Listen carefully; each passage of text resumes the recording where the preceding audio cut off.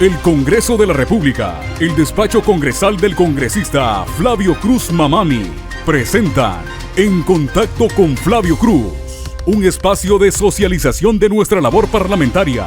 En Contacto con Flavio Cruz, ya está con ustedes. Bienvenidos a En Contacto con Flavio Cruz, como siempre, todos los sábados con ustedes para compartirles nuestra tarea parlamentaria aquí en el Congreso de la República. Vamos a desarrollar todo el paquete que tenemos para compartirles. El saludo también de René Choquelare. Buen día, doctor Flavio, así como también a quienes ya están conectados en este horario. Estamos ya en el programa número 48. Hoy estamos sábado 26 de noviembre del año 2022. Ya estamos en la recta final justamente de este año 2022. Invitamos cordialmente a compartir este espacio.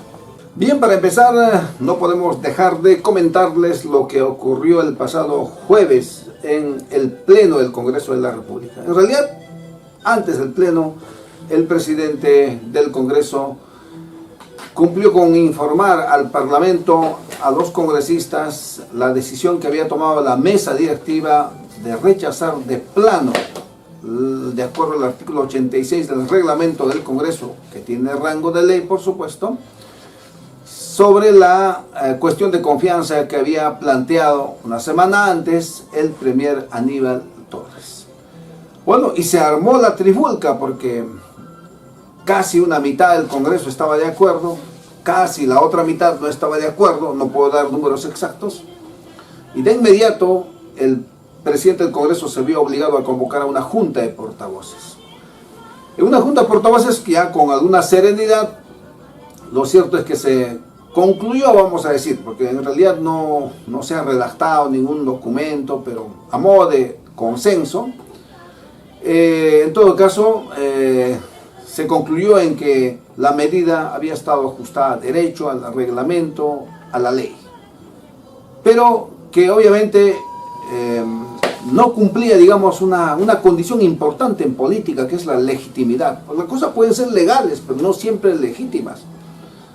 Y el hecho de haber pasado por el Pleno habría permitido que los parlamentarios den su opinión, su punto de vista, el país hubiera estado al tanto de eso, y entonces hubiera tenido un baño de legitimidad, lo que no tuvo. En eso sí, también había un consenso y muchos estuvieron de acuerdo. Incluso se dijo que era una bonita oportunidad desaprovechada para que el Congreso haga defensa de su fuero parlamentario, pero en unidad, a pesar de las diferencias, derecha, izquierda, centro, haya unidad. Pero eso no se hizo, aunque la segunda vicepresidenta había votado en contra, era por mayoría la decisión. Sin embargo, se responsabilizó al presidente del Congreso de cualquier consecuencia que pudiera provocar esta decisión solamente en la mesa. Planteamos nosotros, por ejemplo, que la cuestión de confianza fue presentada ante el Pleno, no ante la mesa. Entonces, el Pleno tenía que verse pronunciado. Pero en fin, eso es lo que pasó, y ya saben ustedes lo que ha pasado en las siguientes horas, los siguientes días, y todavía estamos en un estado de incertidumbre, qué cosa puede venir. Si es que realmente está decidido que de parte del Ejecutivo esta negación o este rechazo de plano de la confianza constituye una denegatoria de confianza, bala de plata agotada, o es que es un procedimiento nada más y el Ejecutivo asume también, hace suyo esta decisión del parlamentario en democracia. Eso no sabemos qué reacciones todavía pueden venir en los días posteriores. Hasta ahí nomás no puedo yo especular, desde luego informarles nada más lo que pasó ese día y luego se continuó con el desarrollo del Pleno. Usted está viendo En Contacto con Flavio Cruz. Vámonos de inmediato al Pleno. ¿Qué pasó en el Pleno del pasado jueves? Y bueno, y parte del viernes, porque pasada la medianoche terminamos el Pleno. Saludos a los amigos de Hilo, porque el 26 de mayo de cada año, en toda la provincia de Hilo, será día no laborable, pero recuperable. Así que eso aprobó el Congreso. Ese día, al mismo tiempo, se abordó el tema en medio del paro de los transportistas, ¿no? Establecer que los vehículos de transporte terrestre internacional ingresen al territorio nacional cumpliendo la normativa peruana en materia de calidad de combustibles. Por ejemplo, tú cuando vas a Bolivia, el combustible que vas a consumir tiene que ser boliviano, no puede ser peruano. Entonces, son las reglas. Y en el caso del Perú, la verdad que en el Perú todo el mundo se pasea como en su casa. Entonces eso de alguna manera se está ordenando. Igualmente se aprobó, el otro tema que se aprobó fue relacionado a la inserción laboral de las mujeres víctimas de violencia familiar en el sector laboral privado. Es bueno que el sector privado asuma su responsabilidad de abrir espacios laborales para las mujeres, porque hay bastante machismo para el campo laboral.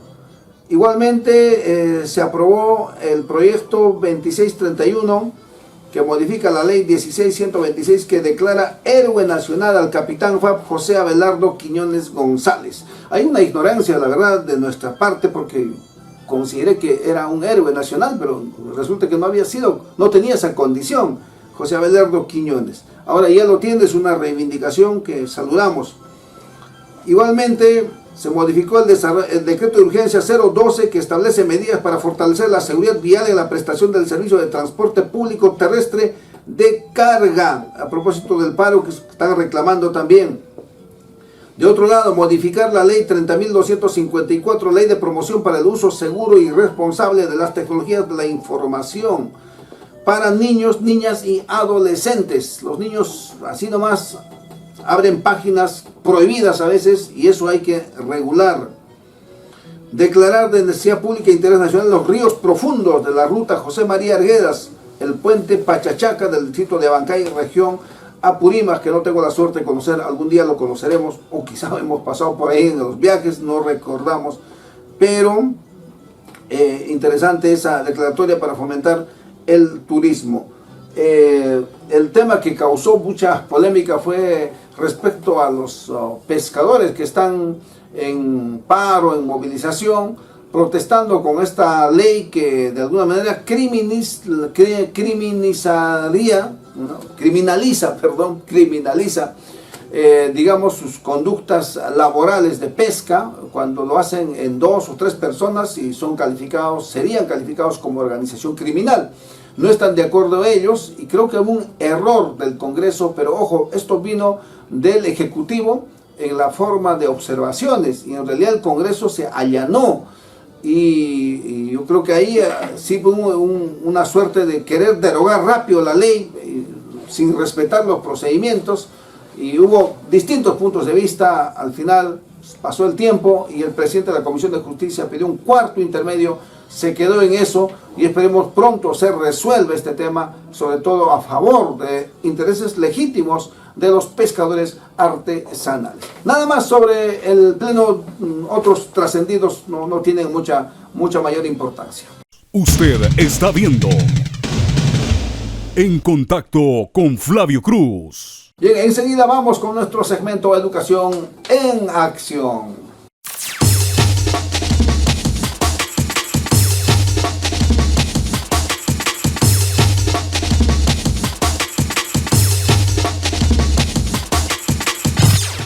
Bien amigos, ingresamos a nuestro segmento de Educación en Acción, aquí con René Choque siempre, compartiendo además el trabajo aquí en el Parlamento.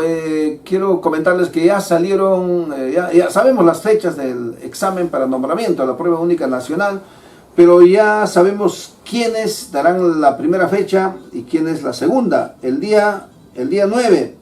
El día 9, primaria, innovación pedagógica, arte y cultura, educación para el trabajo, ciencias sociales, religión, innovación pedagógica, desarrollo personal y ciudadanía, inicial e intermedio, avanzado, arte y cultura de EVA, ¿no? De EVAS.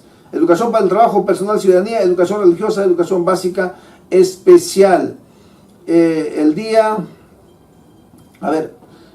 11, inicial, todo lo que es EBR, educación física, CTA, comunicación, educación física, inglés, matemáticas, ciencia, tecnología y salud, comunicación, educación física, inglés y matemática. Ya tenemos fecha, René, para la prueba única nacional. Fecha y bueno, los lugares también debe estar publicitándose. Sí, es importante justamente que conozcan estas fechas porque creo esto por primera vez justamente se aplica en 2 fechas. Lo que hemos visto en ocasiones anteriores, que el examen ha sido en una sola oportunidad, ¿no? Por eso lo llamaban prueba única nacional, tal vez como una característica. Entonces, en este caso, lo que tienen que hacer los docentes justamente es ingresar a la información que justamente se dispone en las plataformas del Ministerio de Educación para ver el tema exactamente del local donde va a ser aplicado la prueba según la fecha que le corresponde, para evitar problemas de última hora, porque ya está definido eso también, ¿no? Perfecto, entonces tengan siempre mucho cuidado, con tranquilidad, con serenidad, con confianza, no se desesperen. 80.000 plazas para nombramiento, pero no, nada nos garantiza sino más allá de nuestra confianza y seguridad.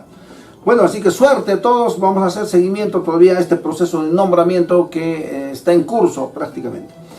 Han salido algunas normas el pasado sábado 19 de noviembre, la resolución viceministerial 151-2022, que dispone disposiciones para la reasignación y permuta de los profesores en el marco de la ley 29.944. ¿Alguna modificación, algún cambio, René, en este tema de reasignaciones y permutas? En realidad no, lo que habría que destacar en todo caso es que se está cumpliendo la ley de la reforma, porque normalmente la ley indica de que los procesos de reasignación son previo al nombramiento. Claro. En este caso, como se ha generado bastantes plazas que por conversión ahora son orgánicas, entonces esas plazas no podían estar directamente destinadas para el proceso de nombramiento. Entonces están sometiendo a través de esta figura de reasignación excepcional justamente estas plazas para que puedan desplazarse personal nombrado. Y luego estas plazas que dejen, ese personal que se va a desplazar, va a ser también para lo que es el concurso de nombramiento. En todo caso, aquí algunas dudas que había, ¿no? Entonces, aclarar, ¿no? No hay reducción de plazas, las plazas se mantienen, lo único que sucede es que hay un desplazamiento de una plaza a otra plaza y al final las cantidades de plazas que ya se están anunciando serán las mismas exactamente, ¿no? Hay muchas plazas llamadas eventuales que ahora ya por ley el Congreso los ha aprobado como orgánicas. Esas, por ejemplo, van a ser objeto de reasignación y se refiere a esto, ¿no es cierto? A este tema de los excepcionales. Sí, correctamente, eso es lo cierto, para poder dar esa opción a los docentes nombrados que justamente tienen en esta ocasión, a través de este proceso excepcional, para participar en esas plazas que ya ahora son orgánicas. Correcto. Muy bien, atentos entonces para los que quieren reasignarse. También tenemos la resolución viceministerial del pasado 17 de noviembre 149 sobre la convocatoria al concurso público para el ascenso de la escala del proceso de educación técnico-productiva. Amigos de los CEPROS, así que hay ascenso y se aprobó también el cronograma. Aquí está el cronograma: inscripción del 18 de noviembre al 28 de noviembre, conformación de los comités, bueno, desde el 22, todo un cronograma, aplicación y calificación de los instrumentos de evaluación, 1 de diciembre, ¿sí?, hasta el 16 de enero, publicación de resultados preliminares 19 de enero, publicación de plazas vacantes 23 de enero del próximo año, estamos hablando, publicación de resultados finales 8 de febrero, emisión de resoluciones 13 de febrero. Así que los CEPROS también tendrán derecho a su ascenso, René. Sí, solo hacer una exhortación. Creo que en alguna oportunidad justamente hemos recibido una petición que decía en el sentido de que se podría ampliar, digamos, la fecha para inscripción. Eso ha ocurrido lamentablemente porque tal vez hay en algunos casos justificado que uno se inscriba a última hora y la plataforma que es virtual muchas veces colapsa. Entonces existe un plazo considerable y deberían de inscribirse con un tiempo prudencial para que no pueda haber ningún problema. En todo caso, en el mes de marzo del año 2023 justamente se va a hacer efectivo este ascenso de los docentes que justamente laboran en las instituciones educativas conocido como educación técnico-productiva.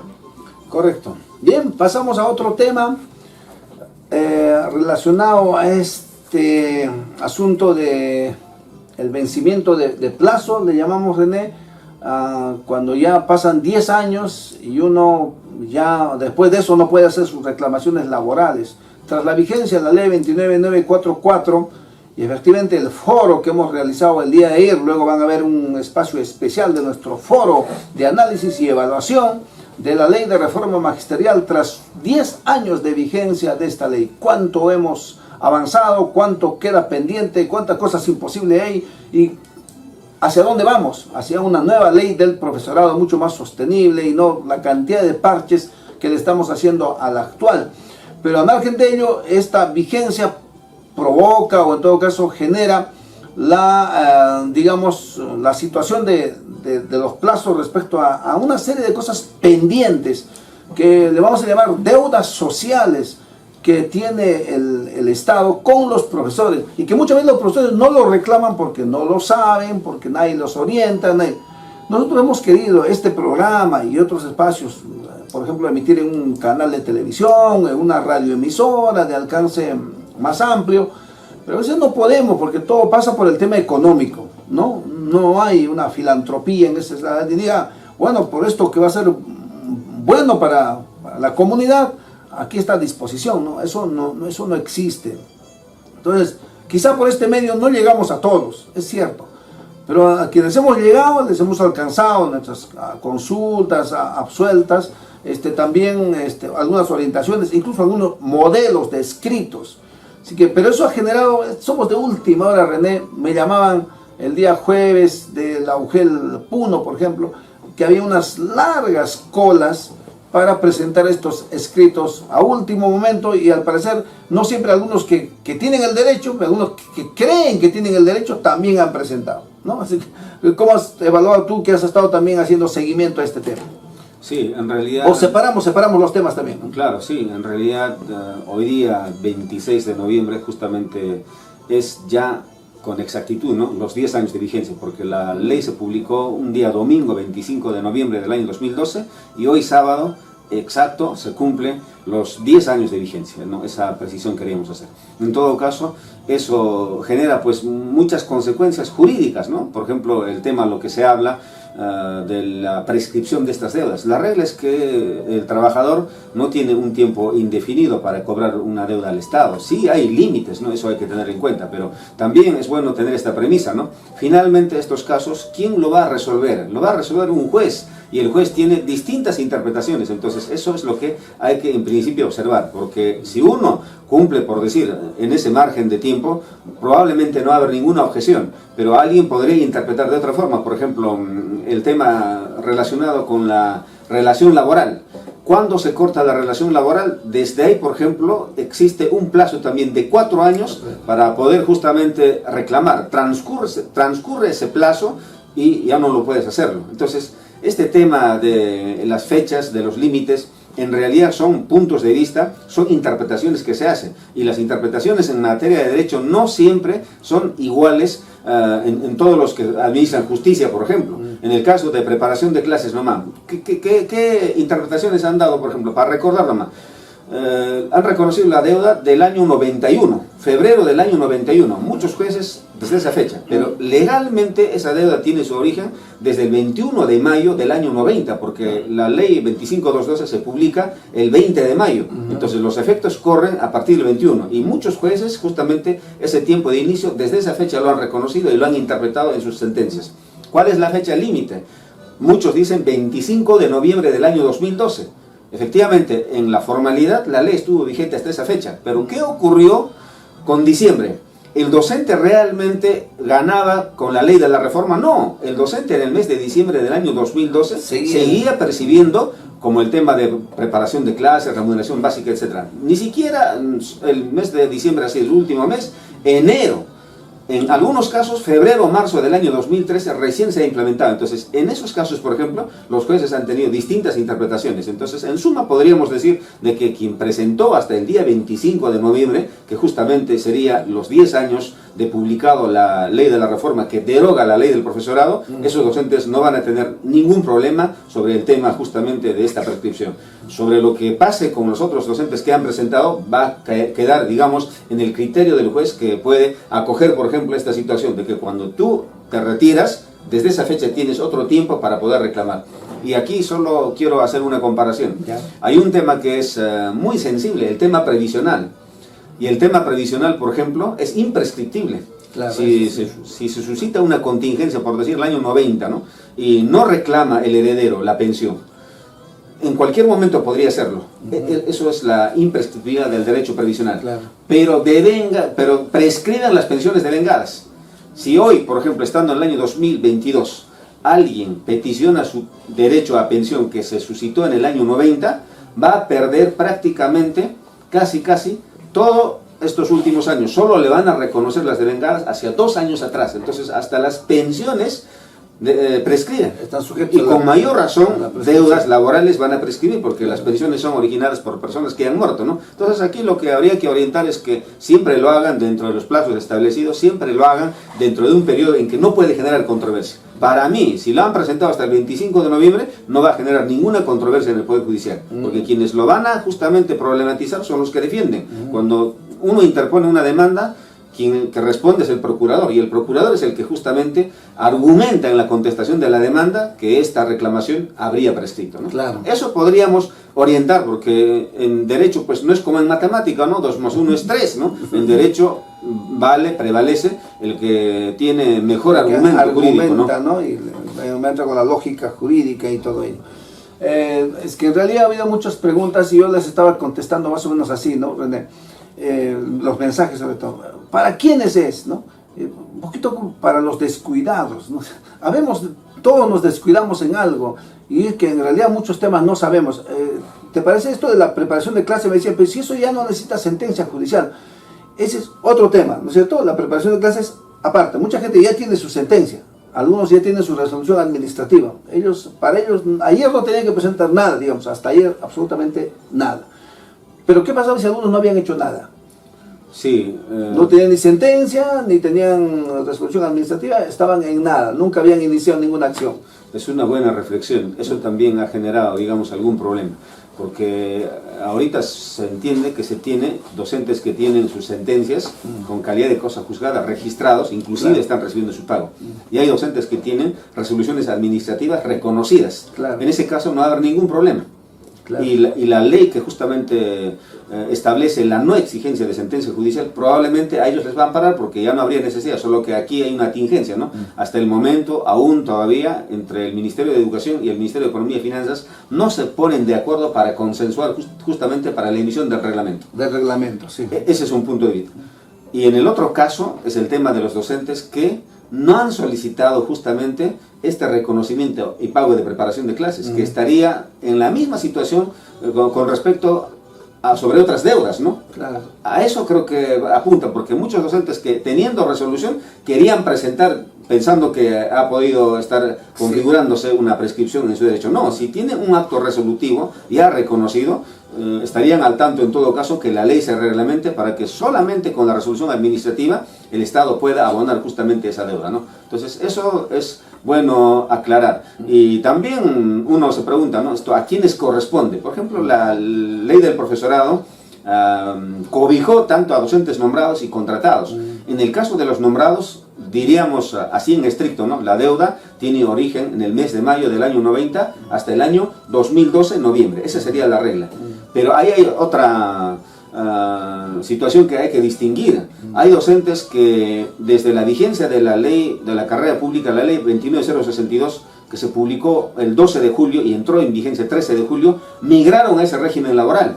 Y al migrar a ese régimen laboral, ya no han percibido lo que es el rubro de preparación de clases. Entonces, en el caso de ellos es, hasta antes de haber migrado, hasta esa fecha es el reconocimiento justamente de esta deuda. Y en el caso de los contratados que, por ejemplo, han estado hasta ahorita, ¿no? No tienen derecho. Pero, ¿cuál es la fecha límite? Los contratados, hasta en promedio los primeros meses del año 2009, percibían el rubro de preparación de clases. Claro. Para no pecar, digamos, de ser muy exacto en las fechas, hasta abril del año 2009 percibían los contratados el rubro de preparación de clases. Entonces, de ellos es hasta abril del año 2009. A partir de mayo del 2009, ellos ya no perciben el rubro de preparación de clases. Y tendría que verificar su boleta, ¿no? Porque normalmente vemos la boleta y ahí en su boleta anterior, cuando percibían, decía Bones. Creo que has dado en el clavo. El tema justamente de estas divergencias, que si te corresponde o no te corresponde, los vocales de la Corte Suprema han resuelto en el caso de los cesantes. Había una controversia, porque ¿qué decían? No, el cesante no dicta clases. Claro. Eso era el argumento de los jueces de primera instancia, porque desconocían por qué motivos los cesantes seguían percibiendo preparación de clases cuando no dictaban, cuando no preparaban. La Corte Suprema, ¿cómo ha resuelto? Tal como te preguntaste ahorita. Miro la boleta. ¿Percibe o no percibe preparación de clases? Sí percibe. Lo único que yo debo discutir es si está correctamente pagado o no. Claro. Así ha sido el fallo de la Corte Suprema. Entonces, en este caso, lo que dijiste es para salir de duda, es simplemente mirar nuestras boletas y decir hasta qué mes y año me han pagado preparación de clases. Y con eso presento mi petición administrativa. Correcto. A eso estaríamos concluyendo. El otro tema fue por el cálculo de la remuneración básica, la personal, el 10%. Eso también es bueno que le expliquemos, que sí les correspondía, sobre todo a todos los antiguos sí les correspondía. Sí. Esta situación de la aplicación no correcta de este decreto de urgencia 105, que justamente en el mes de septiembre del año 2001 eleva el monto de la remuneración básica de 0,05, de 0,06 a 50 soles, lo que genera todo un problema. Sí. Entonces, en este caso, la deuda tiene su origen desde el mes de septiembre del año 2001. ¿Hasta cuándo? Igualmente hasta la vigencia de la ley del profesorado, hasta noviembre del año 2012. Entonces, aquí, ¿quiénes ingresan? De hecho, con toda seguridad, los que han empezado a trabajar el año 80, el año 90, el año 2000, a ellos. Pero los que entraron, por ejemplo, un ejemplo, ¿no?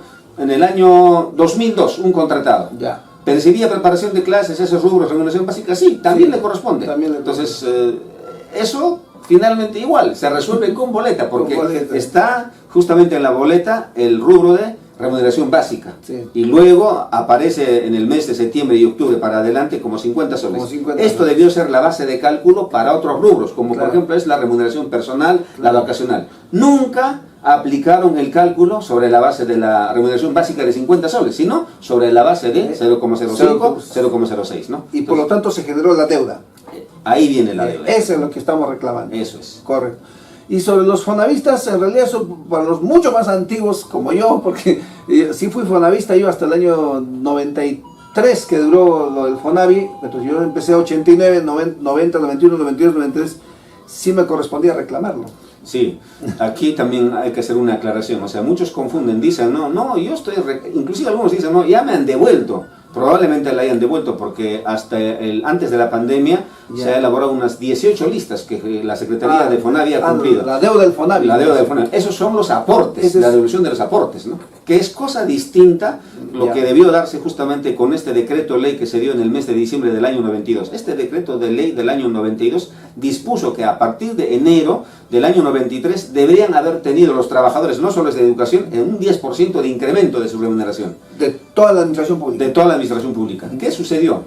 Enero nunca han aplicado ese incremento. Entonces, ¿los requisitos cuáles son? Haber estado con contrato o con nombramiento en diciembre del año 92 y haber sido aportante. De hecho, que uno que trabajó en esos años ha sido aportante porque el descuento era automático. Automáticamente ¿no? te aplicaban, ¿no? Y esos tiempos eran gobiernos con chicote, ¿te acuerdas? Fujimorismo, es que con bombas lacrimógenas. ¿Quién reclamaba? Mira, tantas cosas nos han dejado René, ¿no?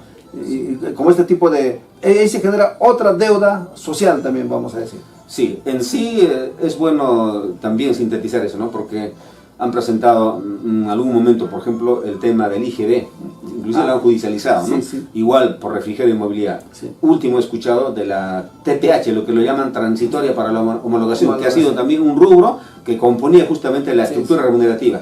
De todos esos casos ha habido pronunciamientos desde la máxima instancia del Poder Judicial. A lo que Judicial dijo que no, jurisprudencia. Pero en este caso de los dos temas que estamos hablando, del cálculo sobre los 50 soles y sobre el 10% del Fonavi, eso sí hay pronunciamiento de la máxima instancia jurisdiccional, por lo tanto hay jurisprudencia. ¿Es vinculante? En un caso tiene carácter de precedente vinculante, entonces es un caso que de obligatoria cumplimiento por las diferentes instancias del Poder Judicial. Pero en el Poder Judicial.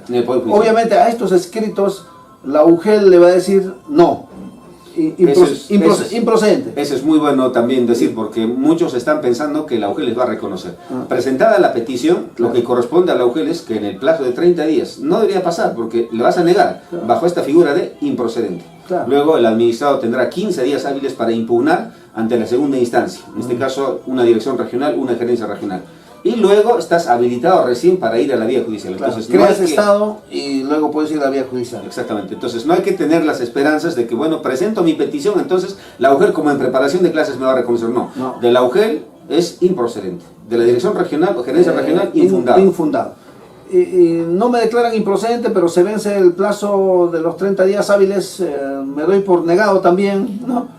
Y ya también voy a la segunda instancia. Eso sería una muy buena estrategia, porque sabiendo que el pronunciamiento va a ser negativo e improcedente, claro, ¿para qué esperas 2 meses, 3 meses, 4 meses, cuando justamente el recurso por silencio administrativo, o mejor dicho, el silencio administrativo te habilita para poder impugnar, claro, justamente por esa inercia, ¿no? Entonces, claro, eso sería una estrategia también para avanzar, porque en sí hay mujeres que son grandes y sí, la carga que tienen ahora, al menos que han recibido, es bastante. Entonces, si no resuelven en 30 días, mejor es apelar en aplicación del silencio administrativo negativo. Igual lo puede hacerlo a la dirección regional o a la gerencia regional. No se pronuncia dentro de ese plazo, igual aplicar el silencio administrativo. ¿Por qué? Porque el resultado es negativo. O sea, no vamos a esperar un resultado favorable, ¿no? Entonces, así se podría avanzar. Obviamente, sí. Esperemos haber sido claros en nuestras explicaciones.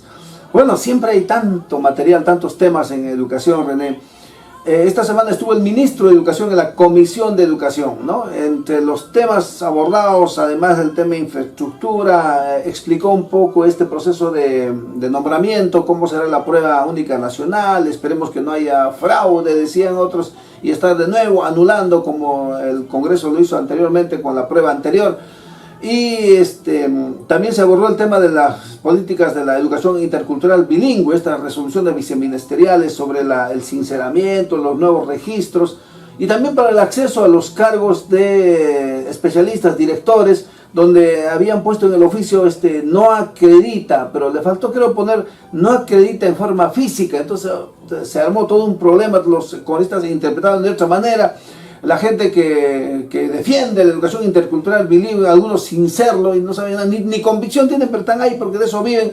Entonces, pero se armó todo un problema y el ministro al final quedó pues el que va a sacar un documento aclaratorio y para no confundir. Y en otras palabras, sí es un requisito ser parte del Registro Nacional de Docentes Bilingües. ¿Estoy bien? Sí. Correcto. Entonces, eso ha pasado en la Comisión de Educación esta semana. ¿Qué otro tema más tenemos para ir cerrando el segmento? Bueno, creo que solamente exhortarles que estamos en pleno proceso de varios concursos. Están los concursos de ascenso, están los concursos de ingreso a la carrera pública.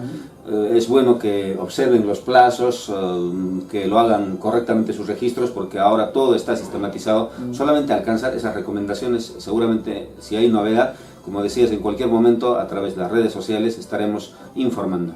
Sí, nosotros teníamos pensado hacer un curso, digamos, virtual, para explicar en fácil, antes del nombramiento, como siempre acostumbrados con el recreo escolar, con quienes nos conocemos por años trabajando en estos temas académicos, pero este cambio de fechas, la vamos a estar nosotros full en el debate de la ley de presupuesto, lunes, martes, miércoles, y no va a tener horario, va a tener 10, 11, 12 de la noche, es un poco complicado.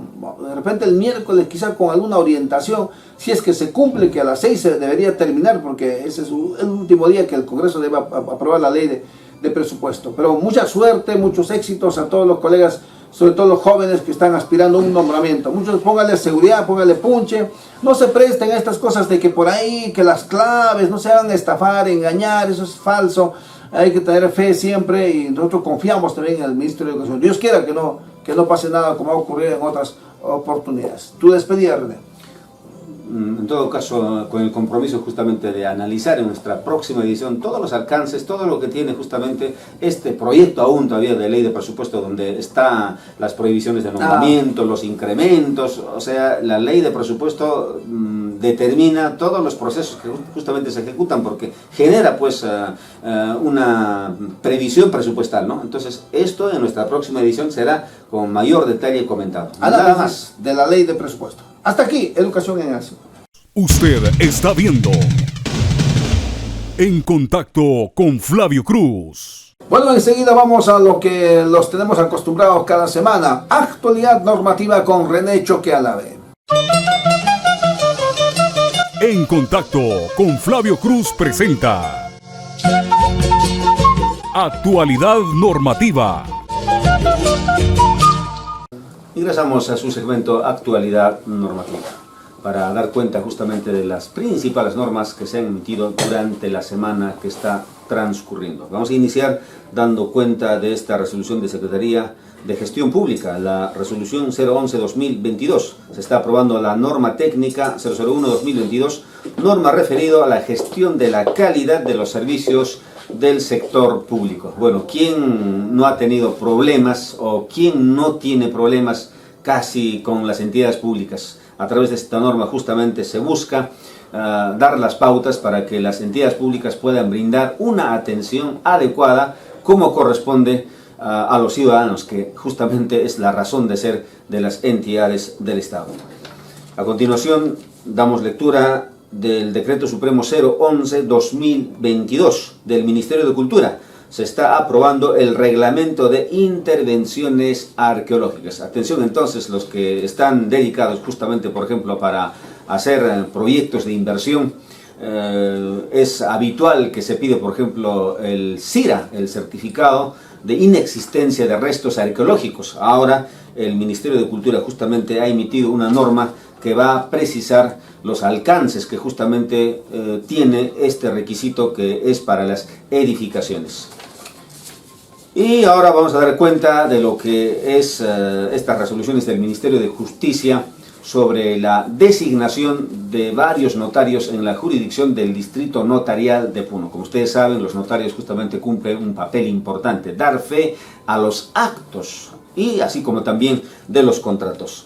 Iniciamos justamente con lo que aquí aparece en el Diario Oficial El Peruano, la resolución ministerial 365 del Distrito de Azángaro, provincia de Azángaro, del Distrito Notarial de Puno. Se está nombrando al señor Humberto Juan Calcín Coila. Ese es justamente ya el nuevo notario en esa jurisdicción. Igualmente, a través de la resolución ministerial 366-2022, que corresponde en este caso a la provincia de Huancané, se está nombrando a Pedro Vilcanoa como notario del distrito de Huancané. Seguimos con más resoluciones de nombramiento del Ministerio de Justicia, porque es la entidad justamente que se encarga de nombrar. Aquí tenemos la resolución ministerial 372-2022. En la provincia de San Román, en el distrito de Juliaca concretamente, ¿quién será uno de los nuevos notarios? Es el señor Guido Melesio Peralta Aguilar. Asimismo, vamos a dar cuenta ahora de la resolución ministerial número 370-2022 del Ministerio de Justicia.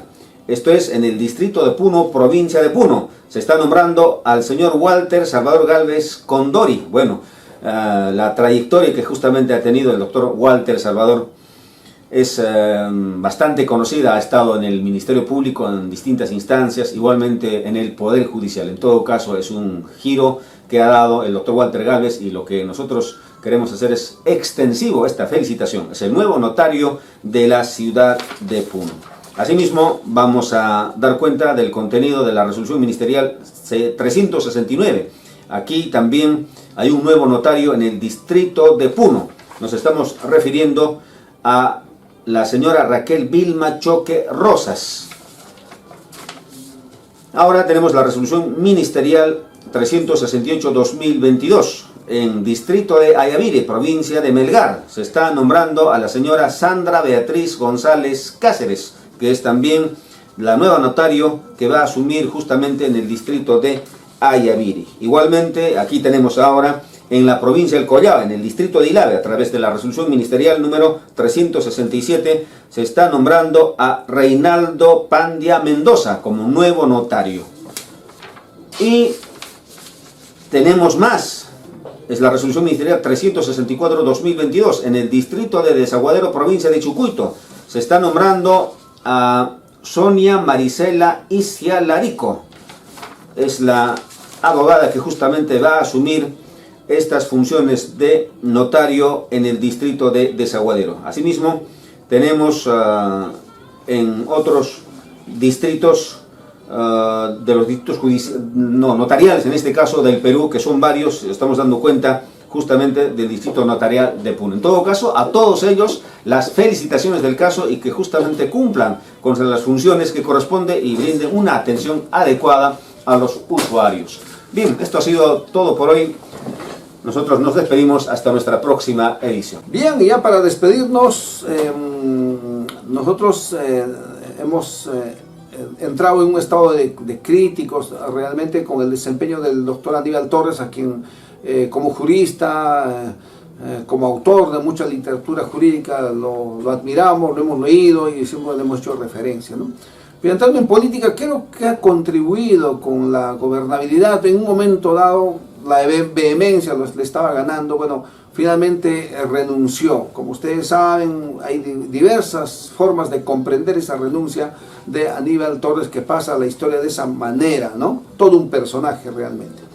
Muy bien, bueno, luego hablamos del nuevo. Lo que pasa es que esta semana es una semana importante, la que viene, porque el lunes, martes y miércoles, ya 28, 29 y 30, se va a discutir la ley de presupuesto 2023. Hay una serie de divergencias entre ejecutivo y legislativo. Entonces, todo eso se va a tener que debatir esos 3 días. La Constitución manda que a máximo 30 de noviembre debe estar aprobado la ley de presupuesto para el próximo año. Así que ahí es el tema de contra el tiempo, ¿no? Y luego esto ha provocado que se mueva la semana de representación que los congresistas asumimos cada mes.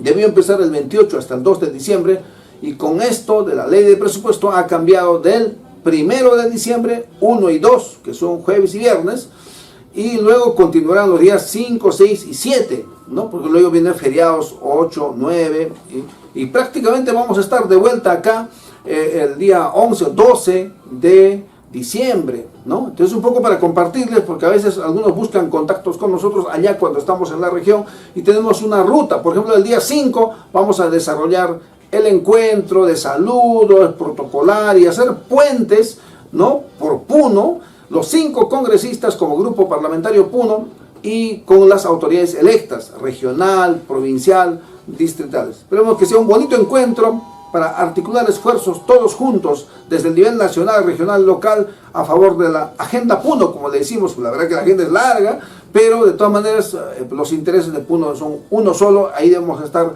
todos unidos. Así que se nos viene eso también, un trabajo muy intenso, además de compartir gratos momentos navideños con nuestros niños en algunas escuelas e instituciones. Un abrazo para todos ustedes. Volveremos después de la semana de representación, pero permanentemente a través de nuestra página les compartimos todas las actividades que diariamente vamos a ir desarrollando en la región. Pero repito, la próxima semana todavía estamos acá, todavía habrá material, pero ya les compartiremos.